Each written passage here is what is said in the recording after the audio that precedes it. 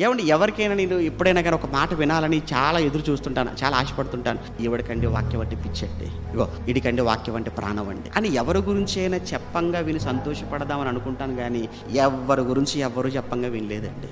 ఇగో వీడికి బిర్యానీ అంటే పిచ్చండి, వీడికి ఇగో వాసన వచ్చేస్తుంది చూసారు, పట్టేశాడు అప్పుడే.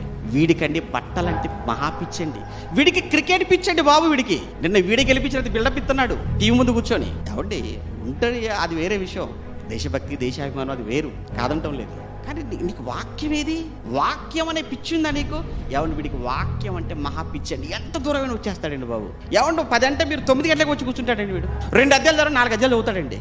నోట్సులు అయిపోతుంటాయండి. ఎప్పుడు ఏది మిస్ చేయడండి, అన్నీ రాసుకుంటాడండి. ఇది వాక్యం పట్ల పిచ్చి. దుష్టులు అలాగున ఉండక. ఎలాగూ ధర్మశాస్త్రము ఏమంటే వాక్యం అంటే ఆనందము ఉండదు, వాక్యాన్ని చదవడం ఉండదు, వాక్యాన్ని ధ్యానించడం అసలు ఉండదు. ధ్యానించాలంటే ముందు చదవాలి, చదవాలంటే ముందు ఆనందం, చదవాలనే కోరిక ఉండాలి కదా. ముందు చదవాలన్న కోరిక ఉండాలి, అప్పుడు చదువుకుంటాం. చదువుకున్న తర్వాత నెక్స్ట్ చేసే పని ఏంటి? ధ్యానం. అది థర్డ్ స్టేజ్ అండి. ధ్యానం అంటే 3వ స్టేజ్. అది ముందు ఆనందంతో ఓపెన్ చేయాలి, చదువుకోవాలి ఆనందంతో. ఆ తర్వాత చదివిన దాన్ని ఎప్పుడు నెమరు వేసుకుంటూ జ్ఞాపకం చేసుకుంటూ దాన్ని మనం మెడిటేట్ చేయటం, ధ్యానిస్తూ ఉండటం. వాళ్ళు మాత్రమే ధన్యులు.